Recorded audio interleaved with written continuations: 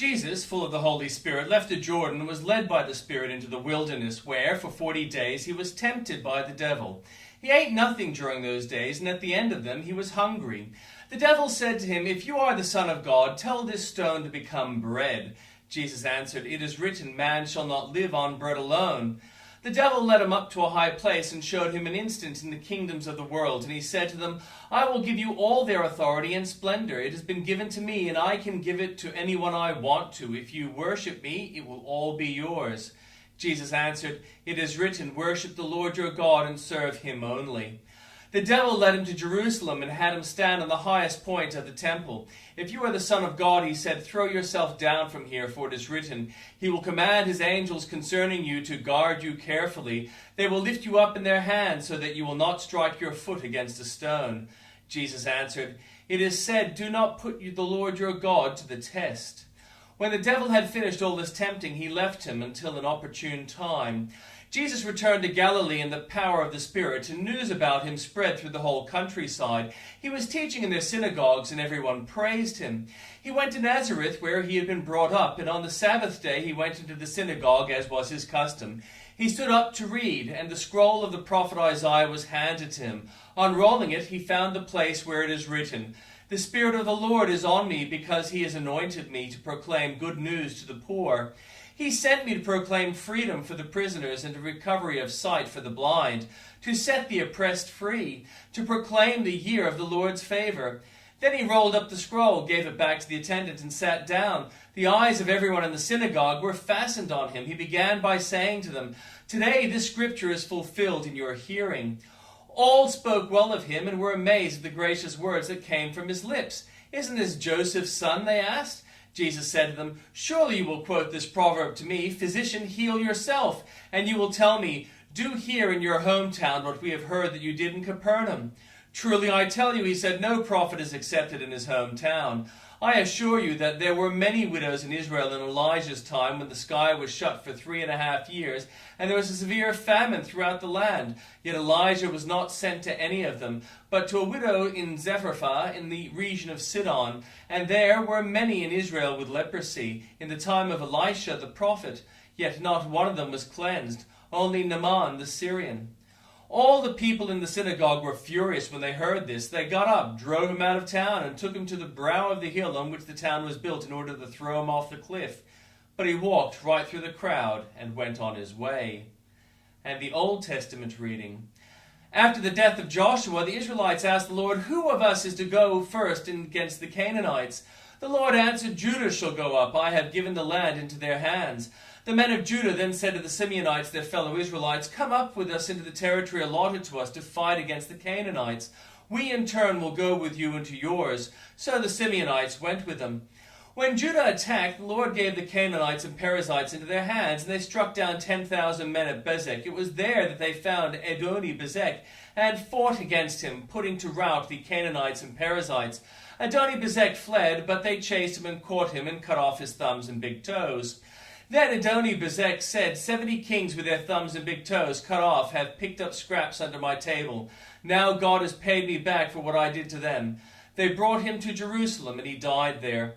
The men of Judah attacked Jerusalem also and took it. They put the city to the sword and set it on fire. After that, Judah went down to fight against the Canaanites living in the hill country, the Negev and the western foothills. They advanced against the Canaanites living in the Hebron, formerly Kiriath Arba, and defeated Shesha, Ammon, and Talmai, from where they advanced against the people living in Debir, formerly called Kiriath Sefer. And Caleb said, "I will give my daughter Aksa in marriage to the man who attacks and captures Kiriath Sefer." Othniel, son of Kenaz, Caleb's younger brother, took it. So Caleb gave his daughter Aksa to him in marriage. One day, when she came to Othniel, she urged him to ask her father for a field. When she got off her donkey, Caleb asked her, "What can I do for you?" She replied, "Do me a special favor. Since you have given me land in the Negev, give me also springs of water." So Caleb gave her the upper and lower springs.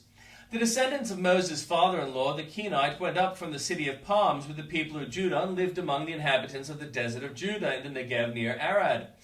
Then the men of Judah went with the Simeonites, their fellow Israelites, and attacked the Canaanites living in Zephath, and they totally destroyed the city. Therefore it is called Hormah. Judah also attacked Gaza, Ashkelon, Ekron, each city with its territory. The Lord was with the men of Judah. They took possession of the hill country, but they were unable to drive the people from the plains because they had chariots fitted with iron. As Moses had promised, Hebron was given to Caleb, who drove from it the 3 sons of Anak. The Benjamites, however, did not drive out the Jebusites who were living in Jerusalem. To this day, the Jebusites live there with the Benjamites. Now, the tribe of Joseph attacked Bethel, and the Lord was with them. And when they sent men to spy out Bethel, formerly Luz, the spies saw a man coming out of the city, and they said to him, "Show us how to get into the city, and we will see that you are treated well." So he showed them, and they put the city to the sword, but spared the man and his whole family. He then went into the land of the Hittites, where he built a city and called it Luz, which is its name in this day. But Manasseh did not drive out the people of Bethshan, or Tanakh, or Dor, or Ibleam, or Megiddo, and the surrounding settlements, for the Canaanites were determined to live in that land. When Israel became strong, they pressed the Canaanites into forced labor, but never drove them out completely. Nor did Ephraim drive out the Canaanites living in Gezer, but the Canaanites continued to live there among them. Neither did Zebulun drive out the Canaanites living in Kitron and Nahalol. So these Canaanites lived among them, but Zebulun did subject them to forced labor. Nor did Asher drive out those living in Akko, Sidon, Elab, Akzib, Helba, Ephek, Rehob. The Asherites lived among the Canaanites, inhabitants of the land, because they did not drive them out. Neither did Naphtali drive out those living in Beth Shemesh or Beth Anath. But the Naphtalites too lived among the Canaanite inhabitants of the land, and those living in Beth Shemesh and Beth Anath became forced laborers for them. The Amorites confined the Danites to the hill country, not allowing them to come down into the plain, and the Amorites were determined also to hold out in Mount Herez, Ajalon, Shabim. But when the power of the tribes of Joseph increased, they too were pressed into forced labor. The boundary of the Amorites was from Scorpion Pass to Selah and beyond. The angel of the Lord went up from Gilgal to Bochim and said, "I have brought you out of Egypt and led you into the land I swore to give your ancestors. I said, I will never break my covenant with you, and you shall not make a covenant with the people of this land, but you shall break down their altars. Yet you have disobeyed me. Why have you done this? And I have also said, I will not drive them out before you. They will become traps for you, and their gods will become snares to you." When the angels of the Lord had spoken these things to all the Israelites, the people wept aloud, and they called back the place Bochim. There they offered sacrifices to the Lord. After Joshua dismissed the Israelites, they went to take possession of the land, each to their own inheritance. The people served the Lord through the lifetime of Joshua and of the elders who outlived him, and who had seen all the great things the Lord had done for Israel. Joshua, son of Nun, the servant of the Lord, died at the age of 110, and they buried him in the land of his inheritance at Timnath-Heres in the hill country of Ephraim, north of Mount Gash. After that, the whole generation had been gathered to their ancestors. Another generation grew up, who neither knew the Lord nor what had been done for Israel. Then the Israelites did evil in the eyes of the Lord and served the Baals. They forsook the Lord, the God of their ancestors, who had brought them out of Egypt. They followed and worshipped various gods of the peoples around them. They aroused the Lord's anger because they forsook him and served Baal and the Ashtoreths. In his anger against Israel, the Lord gave them into the hands of the raiders who plundered them. He sold them into the hands of their enemies all around, whom they were no longer able to resist. Whenever Israel went out to fight, the hand of the Lord was against them to defeat them, just as he had sworn to them. They were in great distress. Then the Lord raised up judges who saved them out of the hands of these raiders. Yet they would not listen to their judges, but prostituted themselves to other gods and worshipped them. They quickly turned from the ways of their ancestors who had been obedient to the Lord's commands. Whenever the Lord raised up a judge for them, he was with the judge and saved them out of the hands of their enemies as long as the judge lived. For the Lord relented because of their groaning under those who oppressed and afflicted them. But when the judge died, the people returned to ways even more corrupt than those of their ancestors, following the other gods and serving and worshipping them. They refused to give up their evil practices and stubborn ways. Therefore the Lord was very angry with Israel and said, "Because this nation has violated the covenant I ordained for their ancestors and has not listened to me, I will no longer drive out before them any of the nations Joshua left when he died. I will use them to test Israel and see whether they will keep the way of the Lord and walk in as their ancestors did." The Lord had allowed those nations to remain. He did not drive them out at once by giving them into the hands of Joshua. These are the nations the Lord left to test all those Israelites who had not experienced any of the wars in Canaan.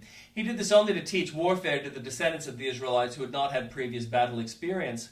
The 5 rulers of the Philistines, all the Canaanites, the Sidonians, and the Hivites, living in the Lebanon mountains from Mount Baal Hermon to Lebo Hamath, they were left to test the Israelites to see whether they would obey the Lord's commands, which he had given their ancestors through Moses. The Israelites lived among the Canaanites, Hittites, Amorites, Perizzites, Hivites, and Jebusites. They took their daughters in marriage and gave their own daughters to their sons and served their gods. The Israelites did evil in the eyes of the Lord. They forgot the Lord their God and served the Baals and Asherahs. The anger of the Lord burned against Israel, so that he sold them into the hands of Cushan-Rishannan, king of Aram-Naharaim, to whom the Israelites were subject for 8 years. But when they cried out to the Lord, he raised up for them a deliverer, Othniel, son of Kenaz, Caleb's younger brother, who saved them. The Spirit of the Lord came on him, so that he became Israel's judge and went to war. The Lord gave Cushan-Rishathaim, king of Aram, into the hands of Othniel, who overpowered him. So the land had peace for 40 years, until Othniel, son of Kenaz, died. Again the Israelites did evil in the eyes of the Lord, and because they did this evil, the Lord gave Eglon, king of Moab, power over Israel. Getting the Ammonites and the Amalekites to join him, Eglon came and attacked Israel, and they took possession of the city of palms. The Israelites were subject to Eglon, king of Moab, for 18 years. Again the Israelites cried out to the Lord, and he gave them a deliverer, Ehud, a left-handed man, the son of Gera the Benjamite. The Israelites sent him with tribute to Eglon, king of Moab. Now Ehud had made a double-edged sword about a cubit long, and he strapped it to his right thigh under his clothing. He presented the tribute to Eglon, king of Moab, who was a very fat man. After Ehud had presented the tribute, he sent on their way those who had carried it. But on reaching the stone images near Gilgal, he himself went back to Eglon and said, "Your Majesty, I have a secret message for you." The king said to his attendants, "Leave us," and they all left. Ehud then approached him, and while he was sitting alone in the upper room of his palace, and said, "I have a message from God for you." As the king rose from his seat, Ehud reached with his left hand, drew the sword from his right thigh, and plunged into the king's belly. Even the handle sank in after the blade, and his bowels discharged. Ehud did not pull the sword out, and the fat closed in over it. Then Ehud went out the porch. He shut the doors of the upper room behind him and locked them. After he had gone, the servants came and found the doors of the upper room locked. They said, "He must be relieving himself in the inner room of the palace." They waited to the point of embarrassment, but when he did not open the doors of the room, they took a key and unlocked them. There they saw their lord fallen to the floor, dead. While they waited, Ehud got away. He passed by the stone images and escaped to Seirah. When they arrived there, he blew a trumpet in the hill country of Ephraim, and the Israelites went down with him from the hills, with him leading them. "Follow me," he ordered, "for the Lord has given Moab to your enemy into your hands." So they followed him down and took possession of the fords of the Jordan that led to Moab. They allowed no one to cross over. At that time they struck about 10,000 Moabites, all vigorous and strong. Not one escaped. That day Moab was made subject to Israel, and the land had peace for 80 years. After Ehud came Shamgar, son of Anath, who struck down 600 Philistines with an ox goad. He too saved Israel.